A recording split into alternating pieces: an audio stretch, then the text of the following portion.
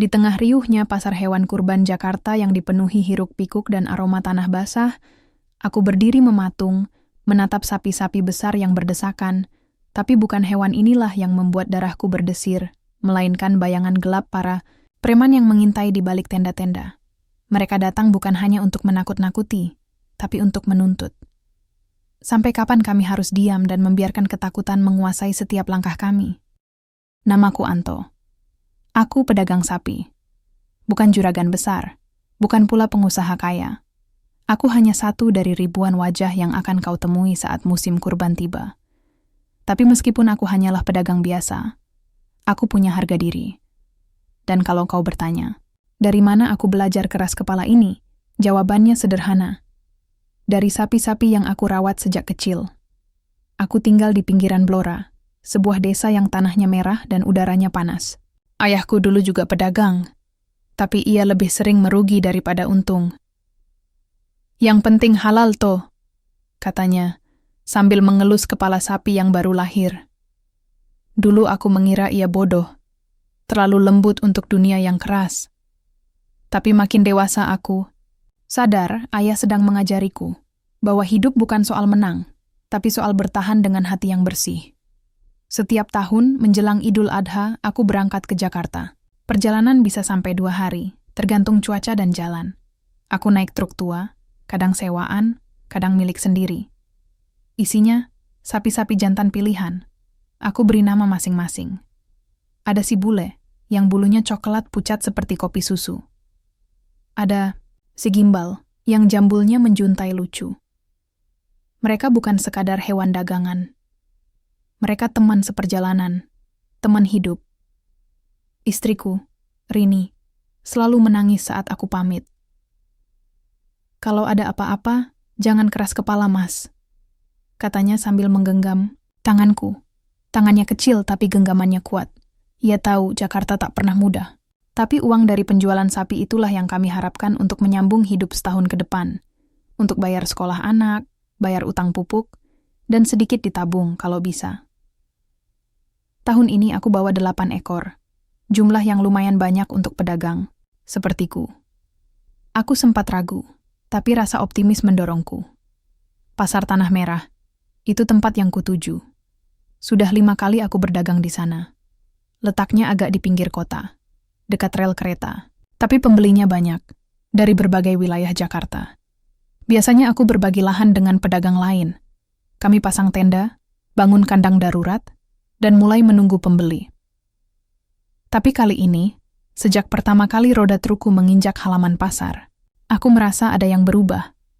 Bukan hanya karena tanahnya lebih kotor dari biasanya, atau karena bau kotoran tak dicuci, tapi karena tatapan mata orang-orang di sana. Beberapa wajah baru berdiri di sudut-sudut pasar, mengenakan jaket gelap, tangan di saku, tatapan kosong tapi menusuk. Mereka bukan pembeli, bukan juga petugas pasar. Mereka diam, tapi matanya bicara, dan pesannya jelas. Kami yang pegang kendali di sini. Aku pura-pura tidak peduli. Seperti biasa, aku parkir truk, bongkar kandang, beri minum sapi-sapi. Tapi aku bisa merasakan sesuatu yang menekan di dadaku. Ketika malam datang, aku rebahan di tikar lusuh, di sebelah bule yang mulai gelisah. Mungkin ia juga merasa sesuatu yang tak beres. Keesokan paginya, aku sedang memberi makan ketika 3 orang datang. Salah satunya mengenakan kemeja lengan pendek, tubuh kekar, lehernya penuh tato. Yang 2 lain, lebih muda, tapi tak kalah mengintimidasi. Mereka tak menyapa, hanya berdiri dan melihat-lihat. Aku mencoba ramah. Bisa saya bantu, Bang? Salah satu dari mereka mendekat, mencolek papan nama yang kupasang di tenda. Sapi kurban Pak Anto, asli Blora, harga nego. Anto, ya? Tanyanya datar. Iya, Bang. Ada yang mau lihat sapi? Ia tersenyum kecil, senyum yang tidak membawa kebaikan. Sini sistemnya beda, Tong. Kalau mau dagang tenang, store dulu. 2 juta per ekor. Aku terdiam. 2 juta? Kalau 8 ekor berarti 16 juta. Itu hampir seluruh modal. Itu gila. Maaf, Bang. Saya pedagang kecil. Saya nggak punya uang segitu. Jawabku hati-hati. Salah satu anak buahnya mendekat, menendang tiang tenda pelan. Kalau enggak, setor. Nanti tendamu bisa ambruk sendiri. Aku diam. Mereka pergi seperti datangnya, tanpa suara. Tapi pesannya tertinggal, membusuk di udara. Sejak saat itu, pasar tak lagi terasa seperti tempat berdagang. Ia berubah jadi arena ketakutan. Hari-hari berikutnya, satu persatu pedagang mengeluh. Tenda digoyang malam-malam, sapi digunting telinganya. Ada yang kotorannya dilempar ke barang dagangan. Tapi tak ada yang berani bicara. Semua bisik-bisik. Semua menunduk. Aku mulai mencatat semua kejadian. Aku mulai merekam. Tapi aku tahu, ini belum cukup. Dan aku juga tahu, aku tak bisa sendirian. Pada suatu sore, saat aku sedang mengganti tali sapi yang putus, seorang pedagang tua mendekatiku. Namanya Pak Udin. Ia sudah hampir 20 tahun berdagang di Tanah Merah.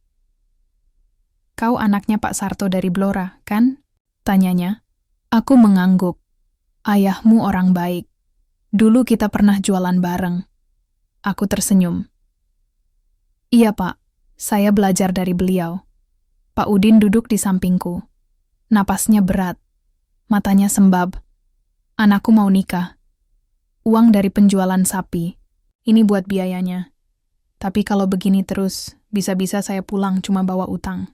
Aku hanya bisa menatap tanah. Lalu ia berkata, lirih tapi tegas. Kita harus lawan toh. Kalau bukan kita, siapa lagi? Kata-kata itu seperti bara yang menyentuh dadaku. Aku tahu ini awalnya. Bukan hanya dari perlawanan, tapi dari keberanian untuk bicara. Malam itu, aku duduk sendirian di tengah kandang. Sapi-sapiku mengunyah rumput dengan tenang. Tapi pikiranku tak tenang. Aku menatap langit Jakarta yang penuh lampu, lalu menatap si bule. Kita nggak bisa terus diam, Le. Besok, kita mulai kumpulkan orang. Kita cari yang mau berdiri bareng. Dan untuk pertama kalinya dalam hidupku, aku merasa sedang berada di jalur yang sangat berbahaya. Tapi juga sangat benar. Pagi di pasar Tanah Merah tak pernah benar-benar sepi. Bahkan sebelum matahari mengusir, embun. Langkah-langkah berat sapi yang baru datang berpadu dengan suara para pedagang yang mulai membuka tenda, menyiapkan jerami, menyiram air agar kandang tak terlalu panas. Tapi pagi itu, ada yang berbeda. Bau amis dari kotoran sapi seakan bercampur dengan rasa cemas yang tak bisa dijelaskan. Bukan hanya dari aku, tapi dari wajah-wajah di sekelilingku.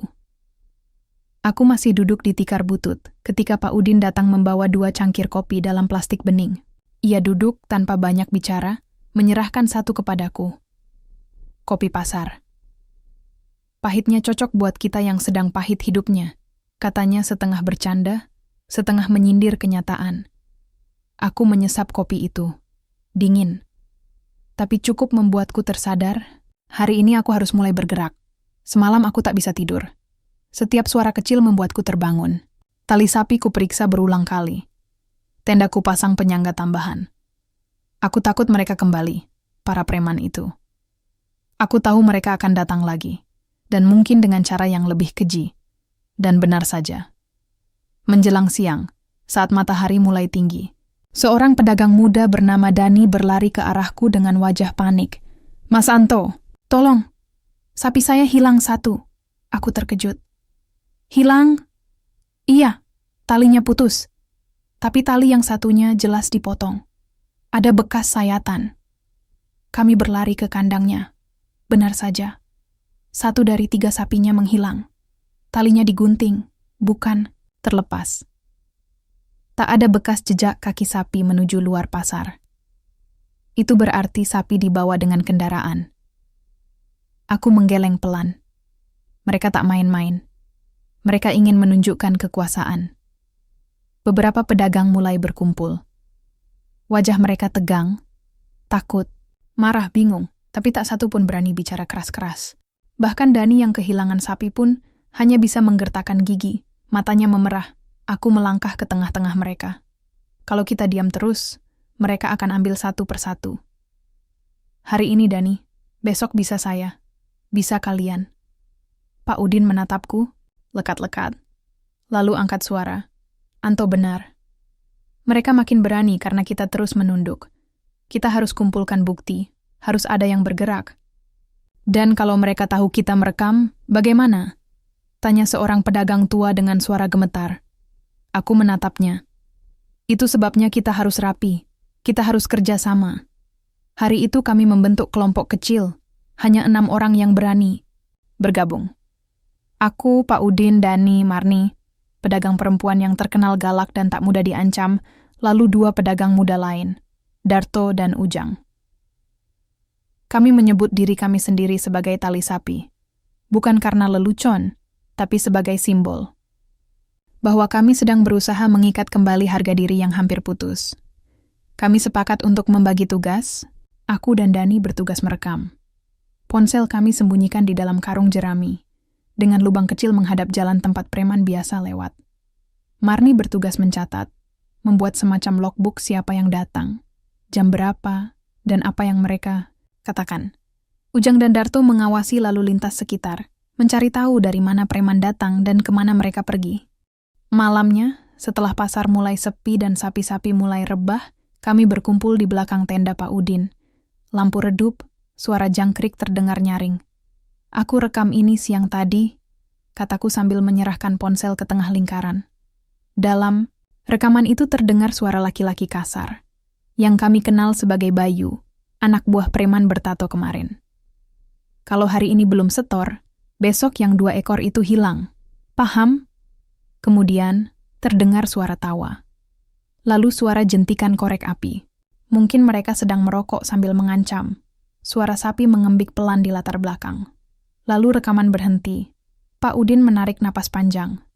Ini cukup jadi bukti awal. Tapi kemana kita bawa buktinya? Polisi? Tanya Marni. Aku menggeleng pelan. Polisi lokal? Kita belum tahu bisa percaya siapa. Kita butuh jalur lain. Aku dengar dari saudara di Cilincing. Ada teman lamanya yang sekarang jadi anggota TNI. Mungkin dia bisa bantu, atau setidaknya kasih petunjuk. Kita? Minta tolong ke tentara? Darto tertawa kecil, tapi cepat meredam karena tatapan Marni. Boleh, juga dicoba, kata Pak Udin. Selama masih ada harapan, kita kejar. Kami bubar malam itu dengan perasaan campur aduk, takut, cemas, tapi juga mulai punya pegangan. Sedikit, tipis, tapi lebih baik daripada tak punya apa-apa. Esoknya, suasana pasar makin panas. Bayu kembali datang. Kali ini, ia tak sendirian. Ada 6 orang lain, membawa balok kayu dan besi. Mereka keliling, tak bicara, hanya menggedor kandang-kandang dengan tongkat, seolah memberi peringatan. Aku berdiri tegak di depan kandangku. Bule mengembik keras, mungkin ikut merasakan ketegangan. Bayu berhenti di depanku. Anto ya? Dengar-dengar Elo mulai ngajak orang macam-macam. Aku hanya menatapnya, tak menjawab. Ia mendekat, lalu menepuk pipiku perlahan. Hati-hati Tong, Jakarta ini keras, apalagi buat orang kampung.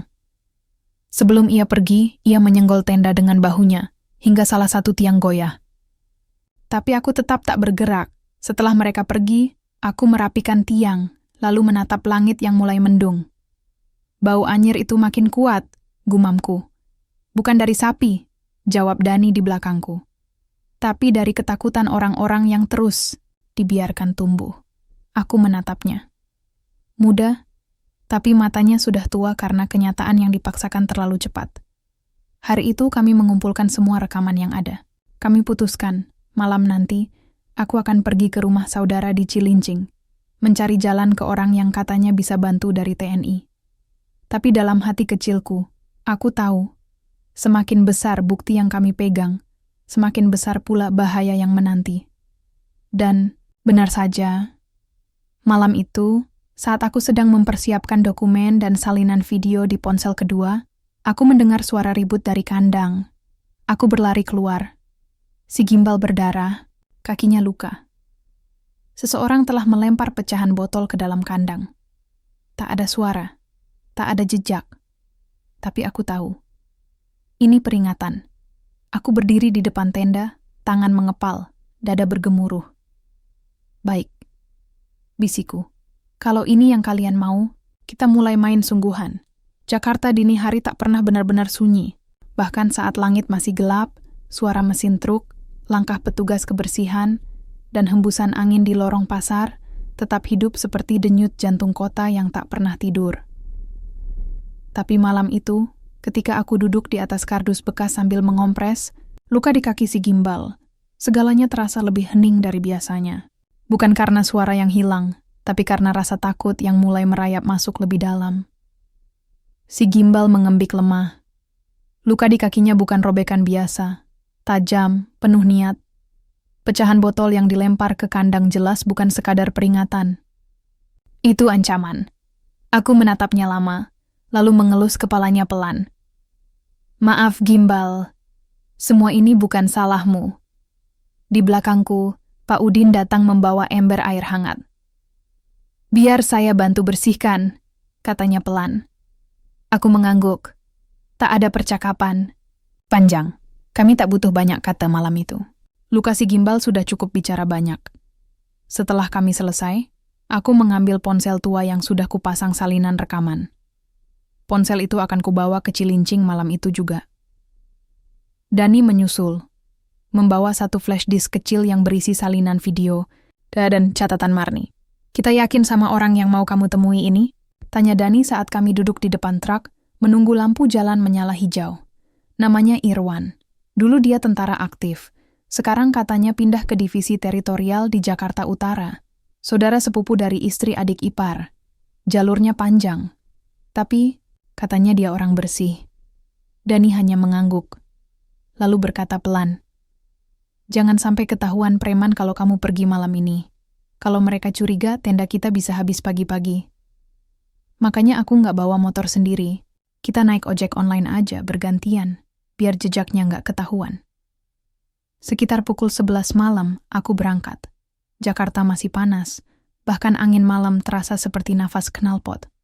Sepanjang jalan, aku hanya berdoa, bukan soal keselamatan, tapi agar yang kulakukan ini berarti. Rumah Irwan terletak di gang sempit yang tenang. Meski ia bagian dari militer, ia tinggal sederhana. Rumah berdinding semen kasar, lampu teras kuning temaram. Saat aku mengetuk pintu, seorang perempuan separuh baya membukakan. Mas Anto, ya? Tanyanya sopan. Iya Bu, maaf ganggu malam-malam. Masuk aja. Pak Irwan masih ganti baju, habis patroli keliling. Tak lama, Irwan keluar dari dalam rumah. Posturnya tegap, wajahnya keras tapi tidak menakutkan. Ada ketegasan di matanya, tapi juga ada sesuatu yang membuatku percaya. Ia menjabat tanganku erat, lalu menyuruhku duduk. Kamu bawa rekamannya? Aku mengangguk. Ada di ponsel dan di flash disk. Aku menceritakan semuanya. Bagaimana mereka datang, memeras, mengancam, bahkan melukai sapi kami. Bagaimana mereka menyebar ketakutan satu persatu. Bagaimana sebagian pedagang hanya bisa diam karena sudah terlalu sering kalah. Irwan mendengarkan dengan serius. Kadang mengangguk, kadang mengepalkan tangan. Setelah selesai, ia mengambil ponselku dan memutar. Satu video. Ini suara si Bayu? Iya. Dia tangan kanan preman yang namanya Arwan. Orangnya belum pernah muncul langsung. Tapi semua tahu dia otaknya. Irwan menghela napas panjang. Nama Arwan familiar. Tapi aku perlu cek lebih lanjut. Masalahnya, kalau memang benar dia orang yang dulu pernah kudengar, ini bisa runyam. Kenapa? Irwan menatapku tajam. Karena Arwan pernah dinas di TNI. Ia bukan sekadar preman. Ia mantan intel. Dadaku terasa sesak.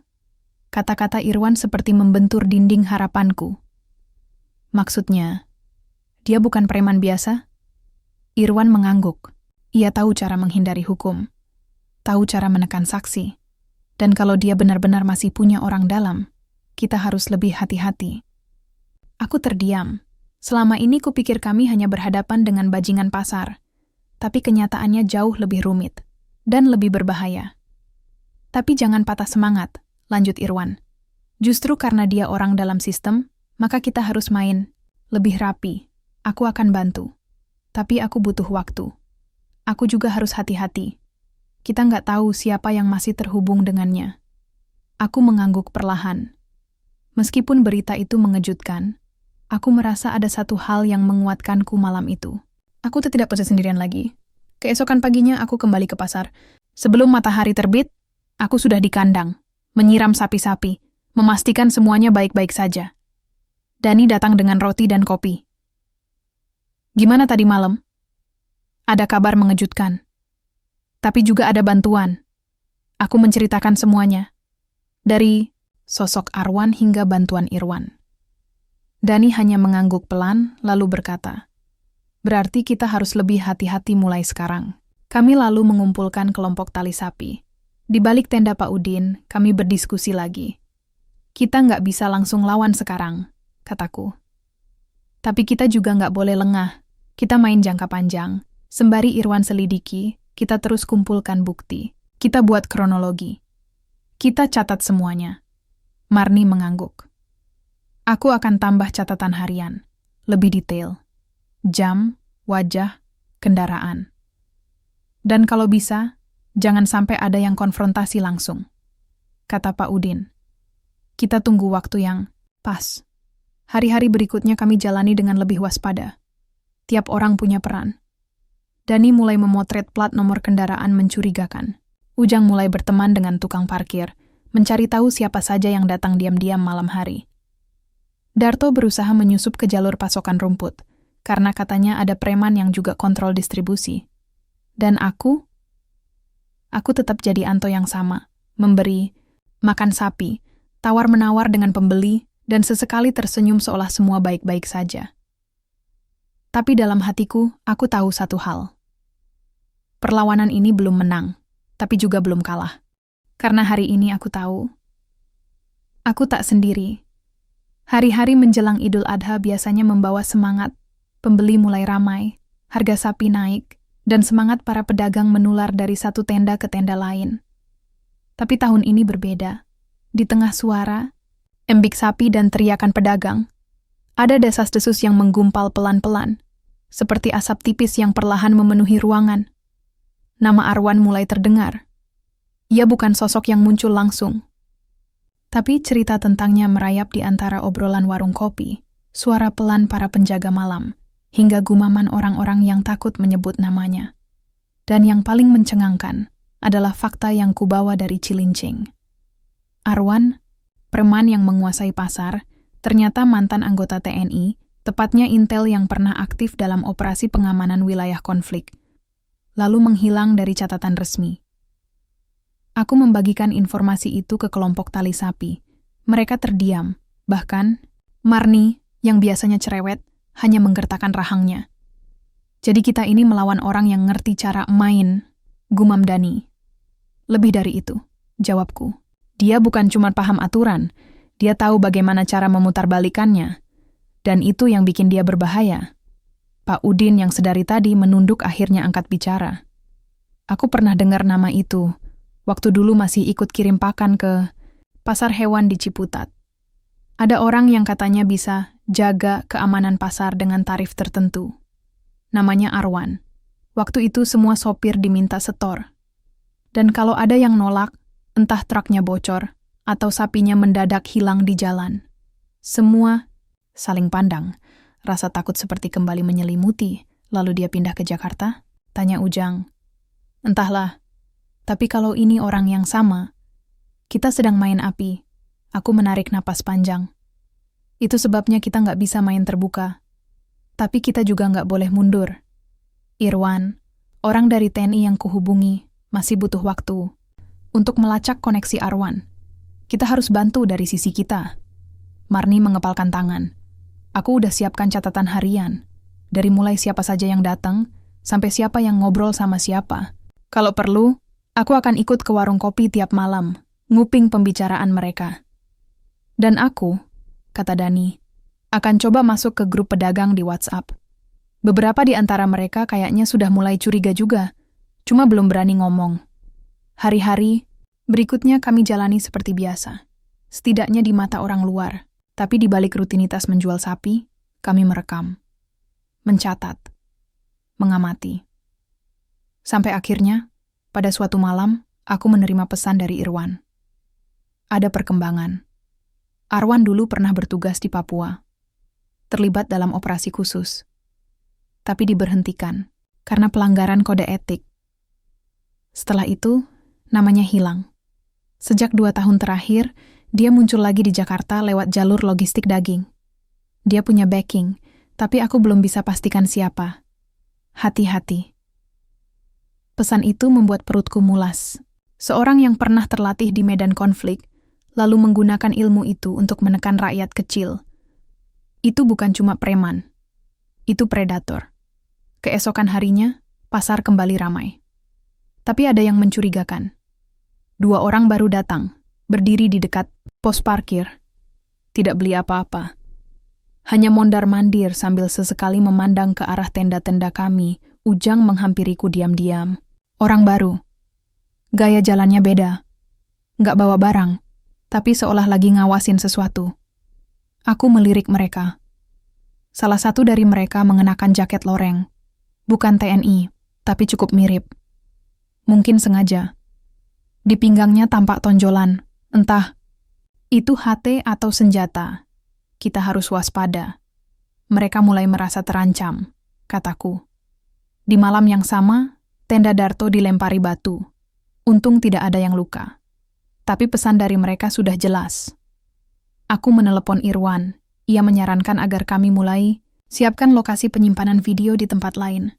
Kalau mereka mulai menyisir pasar, ponsel bisa disita. Tapi kalau kamu punya tempat backup di luar pasar, kita masih aman. Akhirnya kami sepakat menyimpan semua data di warung internet tua milik teman lamaku, Wito, di pinggir pasar Klender. Ia setuju menyimpan flash disk kami di laci bawah kasir, tersembunyi di balik papan harga print. Langkah demi langkah kecil itu membuat kami merasa sedikit lebih siap. Tapi tetap saja, bayangan Arwan semakin membesar. Bahkan meski ia belum muncul langsung, keberadaannya seperti asap hitam di langit Jakarta. Dan lalu, pada hari keempat setelah pesan Irwan itu, aku melihatnya Arwan. Ia datang tanpa pengawalan. Berjalan santai melewati lapak buah, lalu masuk ke area sapi. Posturnya tinggi, tegap, berkepala plontos. Wajahnya tidak asing, tapi baru kali ini aku melihatnya dari dekat. Ia menatap semua tenda seperti sedang menghitung miliknya. Saat ia melewati tendaku, matanya bertemu dengan mataku. Tak ada senyum. Hanya pandangan yang tajam, menembus. Ia tak berkata apa-apa. Tapi saat ia berlalu, aku tahu, ia tahu siapa aku. Setelah ia pergi, Pak Udin menghampiriku. Aku hanya mengangguk, napasku sesak, tapi aku tahu satu hal. Bayangan itu tak bisa lagi dihindari. Arwan bukan hanya legenda, ia nyata, dan ia sedang mengawasi. Malam itu, kami berkumpul kembali, tapi kali ini dengan kesadaran baru. Kalau dia sudah muncul langsung, itu artinya dia mulai waspada, kata Marni. Dan itu artinya kita harus lebih cepat, sahut Dani. Sebelum dia bersihkan semua jejak. Kami mulai membagi 2 tim. Tim pertama tetap di pasar, kumpulkan bukti. Tim kedua, aku, Dani, dan Ujang, mulai menjangkau keluar. Mencari bekas pedagang yang dulu diusir, sopir yang pernah diancam, bahkan tukang rumput yang sempat melihat transaksi mencurigakan. Satu demi satu, kami kumpulkan cerita. Ada seorang pria tua bernama Bang Jakir, dulunya pedagang kambing di pasar Minggu. Ia bercerita bagaimana lapaknya dibakar karena menolak bayar uang keamanan. Dan ia menyebut nama yang sama, Arwan. Dia kayak hantu. Muncul sekali-sekali, tapi yang jalanin perintahnya banyak. Dan mereka semua nurut. Karena Arwan itu bukan cuma preman, dia punya jaringan, kata Bang Jakir dengan suara berat. Cerita itu membuatku paham satu hal. Ini bukan hanya soal pasar, ini soal sistem yang dikuasai dari dalam. Dan kalau kami ingin menjatuhkan Arwan, kami harus lebih dari sekadar berani. Kami harus cerdas, dan disitulah aku sadar. Perjuangan kami baru saja naik ke level baru. Pagi berikutnya, ketika aku memberi makan si bule, aku menatap mata sapi itu lama-lama. Aku janji, bisikku, kalian nggak akan dijadikan tumbal ketakutan lagi. Di langit Jakarta, awan gelap masih menggantung. Tapi aku tak lagi sendiri. Dan aku tahu, Arwan bukan tak terkalahkan. Langit Jakarta belum sepenuhnya terang ketika langkah-langkah kecil mulai terdengar dari balik tenda. Suara sapu lidi Pak Udin menyapu tanah, embusan napas sapi-sapi yang masih mengunyah, dan desis pelan ketel air di warung Ma'iyah menciptakan suasana pagi yang seperti biasa. Tapi aku tahu, tak ada yang benar-benar biasa sejak Arwan menunjukkan wajahnya. Wajah itu masih membekas di pikiranku. Sorot matanya, dingin dan penuh perhitungan. Tak ada kemarahan, tak ada ancaman terang-terangan. Tapi justru itu yang membuatku lebih takut. Arwan bukan preman yang main otot. Dia seperti catur, diam, tapi satu gerakan bisa mengorbankan semua pion sekaligus. Dia tahu siapa kita, kata Dani malam sebelumnya. Kita harus cepat. Hari itu kami tidak hanya berjaga di lapak. Kami mulai bergerak lebih luas, menjangkau keluar wilayah pasar, keluar dari zona aman kami. Aku, Dani, dan Marni membagi tugas. Dani menuju Cililitan untuk bertemu dengan mantan sopir logistik yang katanya pernah diancam saat kirim sapi.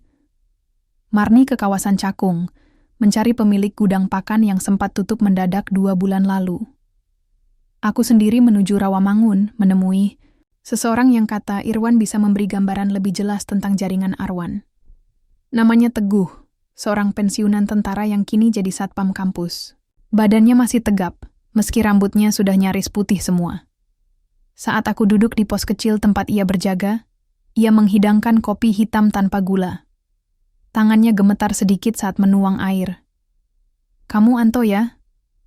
tanyanya, menatapku dari balik kacamata baca. "Iya, Pak." "Saya datang karena Pak Irwan bilang Bapak mungkin tahu soal Arwan." Ia terdiam beberapa saat, mengangkat kopinya, lalu berkata pelan, "Kamu yakin mau main di wilayah ini?" "Kalau bukan kami, siapa lagi?" jawabku, pelan. Teguh menatapku lama. Lalu ia mengangguk dan mulai bercerita. Arwan dulu anak buah langsung dari Kolonel B Intel lama. Cerdas, cepat, dan ambisius. Tapi dia terlalu haus kendali. Saat dikirim ke Papua, ada operasi yang gagal. Tapi bukti-bukti menunjukkan kalau Arwan menyabotase misi demi kepentingan pribadi. Laporan sudah diajukan tapi tak pernah sampai ke atasan. Entah kenapa. Yang pasti, setelah itu dia hilang. Lalu muncul di pasar? Tanyaku. Teguh mengangguk. Karena dia tahu sistem. Dia tahu siapa yang bisa dia sogok, siapa yang bisa dia tekan. Mulai dari lurah, kepala dinas, sampai oknum polisi. Nggak semua sih, tapi cukup untuk bikin dia untouchable. Hatiku mulai dicekam. Ketakutan. Jika yang kami lawan bukan cuma preman pasar, tapi juga sisa bayangan kekuasaan lama. Lalu apa yang bisa dilakukan sekelompok pedagang kecil seperti kami? Tapi dia bukan tanpa celah. Lanjut Teguh. Salah satu kelemahan Arwan, dia terlalu percaya sama jaringan lamanya. Banyak dari mereka udah pensiun, udah longgar. Kalau kamu bisa tembus satu, sisanya bisa runtuh. Cuman, kamu harus hati-hati. Jangan frontal. Kalau kamu ganggu jaringannya, dia akan menyerang bukan pakai pisau, tapi pakai aturan. Aku menelan ludah. Hukum, yang seharusnya melindungi kami, bisa digunakan melawan kami. Semua jadi terbalik. Sore harinya, aku bertemu kembali dengan Dani dan Marni di warung kecil belakang pasar. Mereka datang dengan wajah lelah tapi mata menyala. "Dani nemu yang menarik," kata Marni sambil menyeruput teh manis. "Sopir yang aku temui Bang Alim, bilang dulu dia kerja kirim sapi dari Boyolali ke Jakarta, dan pernah diminta setor kalau mau lewat jalan tol malam. Yang minta itu, orang yang ngaku-ngaku dari dinas peternakan, tapi bawaannya orang pasar juga. Dia ingat wajahnya?" "Ingat." Dan dia tunjuk satu orang dari foto. "Nih." Dani menyerahkan fotonya. Aku mengenali wajah itu. Bayu. Anak buah Arwan yang suka keliling pasar pakai HT dan ngatur jadwal setor. Kalau dia yang tangani jalur distribusi, berarti ini bukan pemerasan biasa, gumamku. Ini monopoli distribusi, dibungkus pakai pengamanan. Mereka ngatur siapa boleh dagang, siapa enggak. Termasuk siapa dapat tempat strategis di pasar. Marni menambahkan, "Aku juga dapat kabar dari pemilik gudang di Cakung. Katanya, Sempat dipaksa pindah karena ada pengalihan wewenang, tapi nggak pernah ada surat resmi. Cuman ancaman. Berarti semuanya nyambung, kata Dani. Dari jalan distribusi, tempat penyimpanan, sampai lapak-lapak, semua dikontrol Arwan. Kita nggak cuma melawan orang, kita melawan sistem gelap. Malam itu kami kumpul lagi bersama kelompok tali, sapi. Dengan proyektor kecil pinjaman dari teman Marni, kami paparkan semua data. Rute logistik, nama-nama yang terlibat, tempat penyimpanan yang terafiliasi, bahkan foto wajah Bayu dan beberapa preman lain. Semua terdiam. Pak Udin yang biasanya tenang mendadak bangkit berdiri. Saya dulu pikir kita cuma ngelawan orang sok jagoan. Ternyata kita lagi dijerat pelan-pelan. Kalau kita nggak lawan sekarang, pasar ini bisa jadi milik mereka sepenuhnya. Ujang yang biasanya kalem pun ikut bicara. Kita bikin sistem juga, tapi sistem kebenaran. Kita lawan data. Kita bentuk posko kecil, tempat semua informasi bisa dicatat dan diamankan. Marni berdiri dan menepuk meja. Kita sebut itu posko tali sapi. Tempat kita mengikat satu sama lain, biar nggak tercerai. Malam itu, posko tali sapi lahir. Bukan bangunan besar, cuma tenda kecil di belakang kandang Pak Udin, berisi papan tulis, laptop tua, dan semangat yang mulai menyala. Aku menulis di catatanku malam itu. Arwan bukan sekadar preman, ia bayangan dari masa lalu yang belum selesai. Tapi malam ini, kami menemukan cahaya kecil. Dan kadang, cahaya kecil cukup untuk membuka kebenaran yang tersembunyi. Aku tahu, pertarungan ini belum mendekati akhir. Tapi untuk pertama kalinya, kami punya nama-nama, bukti, dan satu hal yang Arwan tak punya. Keberanian untuk berdiri bersama. Karena kebenaran, seperti sapi kurban di pagi Idul Adha, mungkin diam, tapi punya tujuan yang tak bisa dihindari. Langit malam itu terasa berat. Angin bertiup pelan, tapi udara di dalam tenda posko tali sapi terasa panas, seperti bara yang mulai membara tanpa terlihat api. Kami duduk berkeliling, memandangi papan tulis penuh catatan dan foto-foto. Semangat perjuangan kami begitu kuat, tapi di baliknya ada sesuatu yang merayap perlahan, ketidakpercayaan. Aku duduk di pojok, menatap wajah-wajah yang biasanya menjadi teman seperjuangan. Marni sibuk mencatat, Dani membolak-balik tumpukan kertas, dan Pak Udin menghela napas panjang. Namun, sesuatu di hati kecilku berbisik, ada yang tak beres. Hari-hari setelah berdirinya posko, segala sesuatunya berjalan cukup lancar. Kami mulai menerima laporan dari pedagang lain, sopir, dan bahkan tukang parkir. Bukti-bukti semakin banyak, dan rencana kami mulai solid. Namun, anehnya, setiap kali kami berencana mengadakan pertemuan besar, ada 1-2 orang yang tiba-tiba menghilang atau memberikan alasan yang mengada-ada. Dani mengomel, kita kayak lagi dikerjain, kayak ada yang sengaja bikin kita tidak bisa berkumpul dengan lengkap. Marni yang biasanya kalem pun mulai gelisah. Aku juga dapat pesan aneh lewat WhatsApp. Ada yang ngaku tahu rencana kita dan menyuruh kami berhenti. Tapi nomor itu aneh. Nomor baru, tanpa nama. Aku mencoba untuk tetap tenang, tapi keraguan mulai menusuk. Siapa di antara kami yang bisa dipercaya? Dan lebih parahnya, bagaimana kalau ada yang menjadi mata-mata bagi Arwan? Satu malam, ketika hujan turun deras mengguyur pasar, aku duduk sendiri. Di posko, pikiranku kacau. Teleponku bergetar. Pesan masuk dari nomor yang tidak kukenal. Berhenti sekarang juga, atau kalian akan menyesal. Aku membalas dengan satu kata. Kenapa? Tidak ada balasan. Gelap di luar tenda terasa semakin pekat, menelan cahaya lampu yang remang. Aku memutuskan untuk membicarakannya dengan Pak Udin keesokan paginya. Pak Udin mendengarkan dengan serius. Kalau mereka sudah mulai mengancam, berarti kita mulai kena. Tapi ancaman bukan alasan untuk mundur. Aku mengangguk, tapi hatiku berat. Seperti ada bayangan yang membayangi setiap langkah kami. Hari berikutnya, kami mengadakan pertemuan darurat. Seluruh anggota posko hadir kecuali Ujang. Ia beralasan sakit mendadak, padahal aku tahu ia sedang menghindar. Aku memutuskan untuk membuka pembicaraan. Ada yang harus kita bicarakan. Saya dapat pesan ancaman. Ada yang aneh dengan suasana ini. Kita harus pastikan. Tidak ada yang jadi pengkhianat di antara kita. Mata semua orang tertuju padaku. Rasa tidak nyaman merambat seperti ular di udara. Marni berkata, kita harus periksa semua catatan. Siapa saja yang menerima pesan aneh, siapa yang absen tanpa alasan jelas. Dani menambahkan, kita juga harus batasi informasi yang kita bagi. Tidak semua orang perlu tahu semua detail. Aku mengangguk setuju. Dan kita harus waspada. Kalau Arwan punya mata-mata, berarti dia tahu apa yang kita rencanakan. Ketegangan semakin terasa saat malam itu. Aku mendengar suara langkah kaki. Di luar posko, aku mengintip lewat lubang kecil di tirai. Seorang pria bertubuh besar berdiri di depan tenda, wajahnya tersembunyi dalam gelap. Aku meraih HP dan merekam diam-diam. Pria itu membawa sebuah amplop coklat yang dilemparkan ke dalam tenda. Aku segera membukanya. Di dalamnya ada foto-foto, kami yang sedang rapat, catatan-catatan yang hanya kami ketahui, dan sebuah pesan tertulis. Kalian terlalu berani. Berhenti sekarang atau kami akan datang lebih keras.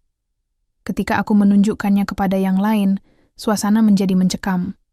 Pak Udin berkata, ini sudah lebih dari sekadar peringatan. Kita harus waspada. Keesokan harinya, kabar buruk datang. Marni menghilang. Teleponnya tak aktif. Pesan WhatsApp-nya tidak dibalas. Kami semua panik. Aku merasa ada yang tidak beres. Apa benar ada pengkhianat di antara kami? Dan lebih menakutkan lagi, apakah Marni sengaja diculik atau melarikan diri? Kami mulai mencari-carinya. Tapi satu demi satu, fakta mulai terkuak. Ternyata beberapa anggota posko memiliki hubungan lama dengan seseorang yang memiliki afiliasi ke jaringan Arwan.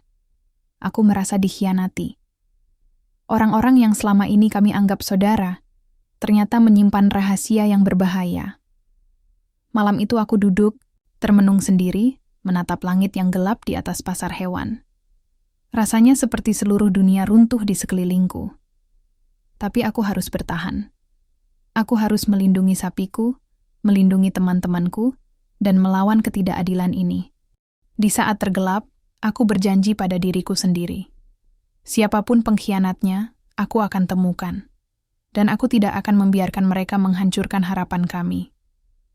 Sejak hilangnya Marni, suasana di posko tali sapi berubah drastis. Rasa cemas dan curiga menjalar ke setiap sudut tenda kecil kami. Masing-masing dari kami mulai menjaga jarak, seolah takut tiap kata dan gerak bisa menjadi senjata bagi musuh. Aku tahu, kalau ingin menang, aku harus mengatasi ketakutan ini terlebih dahulu.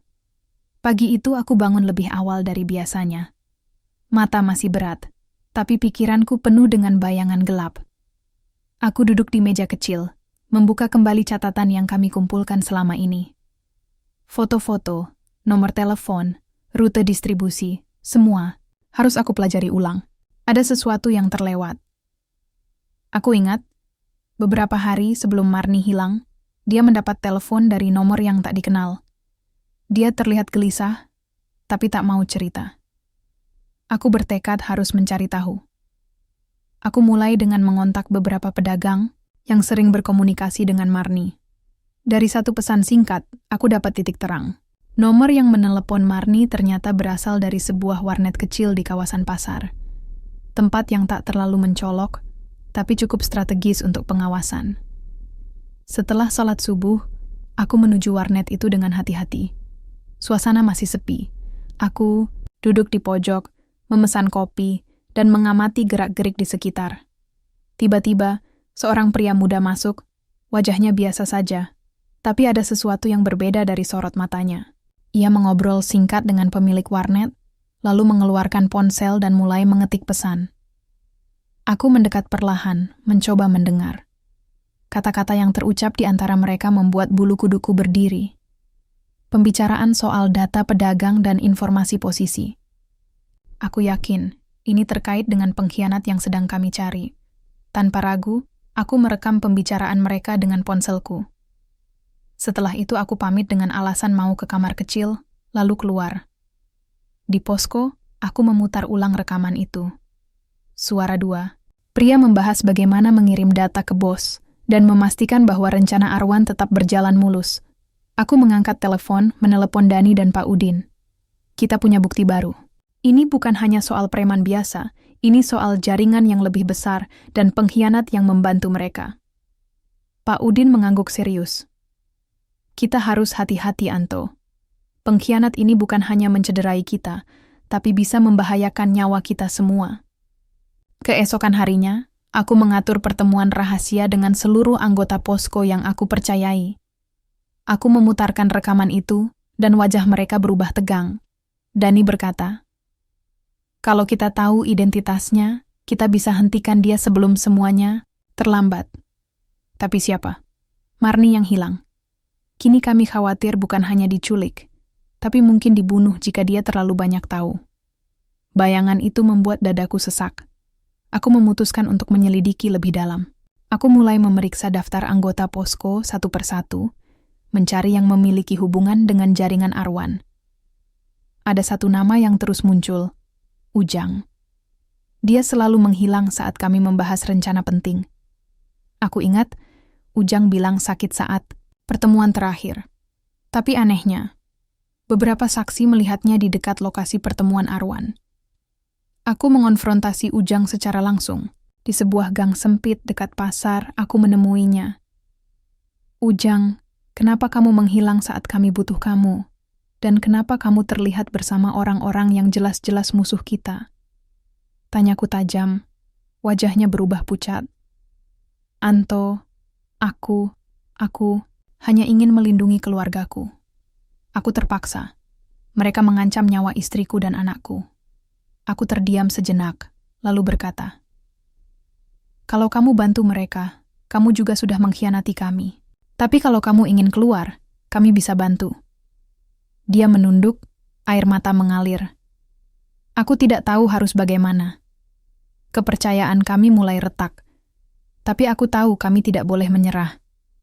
Kami harus bersatu, bahkan di saat terluka. Malam itu, aku menulis di catatan. Pengkhianat bukan hanya yang menjual rahasia, tapi juga yang terperangkap dalam ketakutan dan kehilangan harapan. Kita harus menemukan jalan untuk menyembuhkan dan melawan bersama. Besok aku akan membawa Ujang ke posko dan bicara dengan yang lain. Ini bukan saatnya memecah belah, tapi merajut kembali. Di luar sana, Arwan sudah tahu kami mulai menggoyahkan jaringannya. Ia takkan tinggal diam. Tapi aku siap bertarung sampai titik darah penghabisan.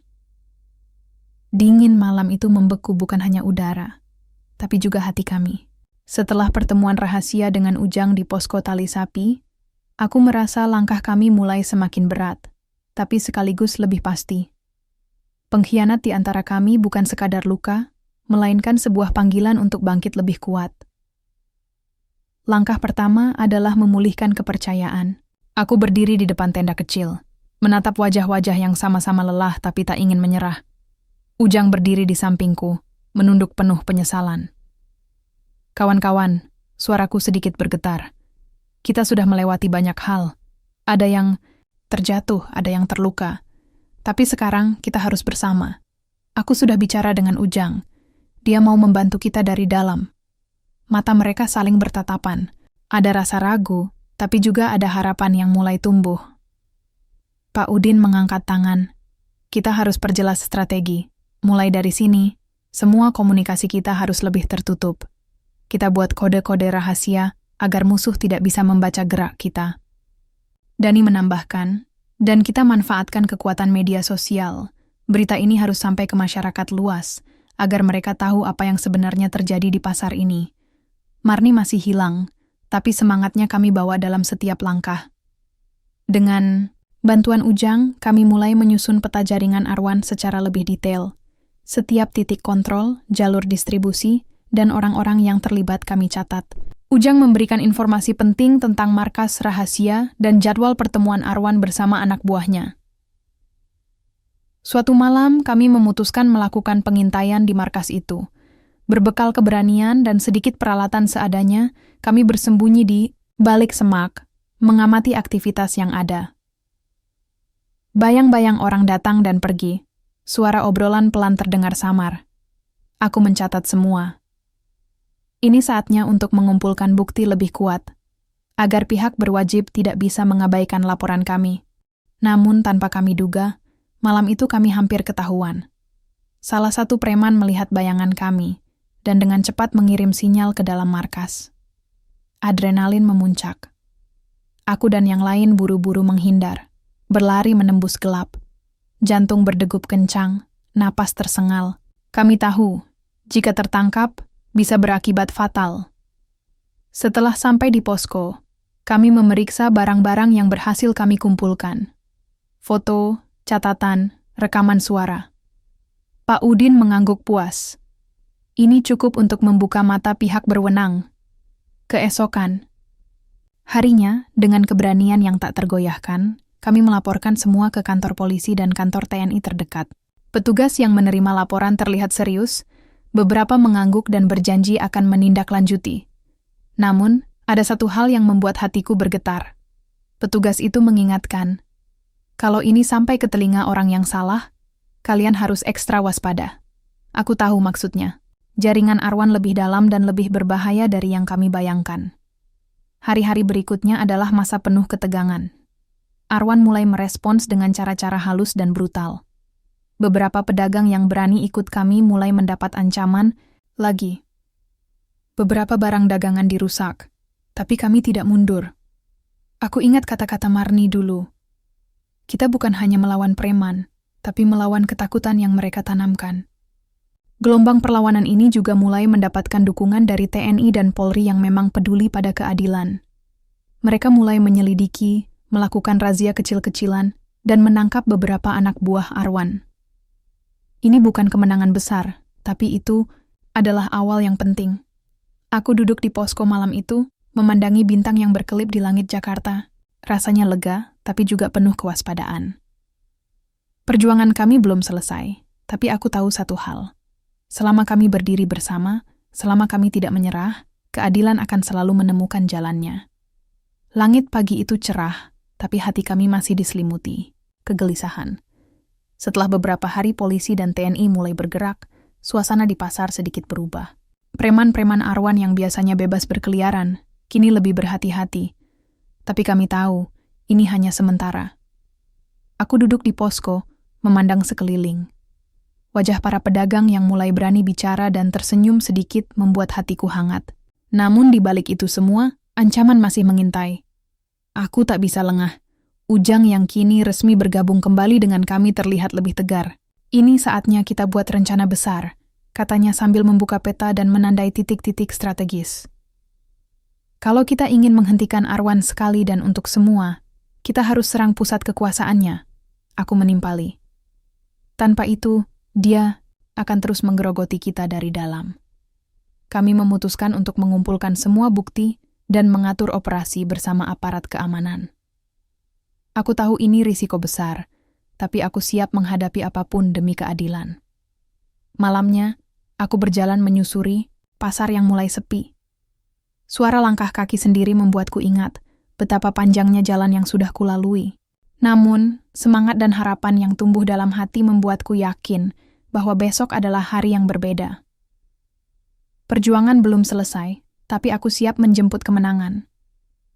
Pagi itu, udara terasa lebih segar daripada biasanya. Mentari menembus sela-sela atap tenda pasar, menyinari wajah-wajah yang selama ini penuh ketegangan.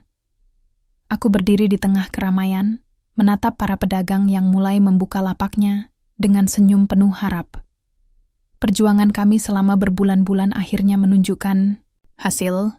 Polisi dan TNI, dengan dukungan kami, berhasil melakukan operasi besar-besaran. Arwan dan beberapa kaki tangannya ditangkap. Pasar tali sapi yang selama ini dikuasai ketakutan mulai bebas dari cengkeraman premanisme. Aku teringat saat pertama kali melangkah ke pasar ini sebagai pedagang sapi biasa. Kini, aku berdiri di sini bukan hanya sebagai pedagang, tapi sebagai simbol perlawanan dan harapan bagi banyak orang. Marni masih belum kembali, tapi namanya selalu kami sebut dalam doa dan perjuangan. Ujang yang dulu pengkhianat, kini berubah, menjadi salah satu sekutu terkuat kami. Ia pun berjanji akan menebus kesalahan dan membantu membangun pasar ini lebih baik. Aku merasa bangga, tapi juga terharu. Perjuangan kami tidak mudah. Kami kehilangan banyak waktu, tenaga, bahkan nyawa. Namun, semangat kami tak pernah padam. Saat malam tiba, aku duduk di depan posko, memandang bintang-bintang yang bersinar. Aku tahu, ini bukan akhir dari segalanya. Namun fajar baru sudah datang membawa harapan. Aku berbisik pelan. Ini untuk semua yang berani melawan ketidakadilan. Kita bisa selama kita bersama. Dan dengan itu, aku yakin pasar ini akan menjadi tempat yang aman dan penuh berkah. Bukan lagi ladang ketakutan.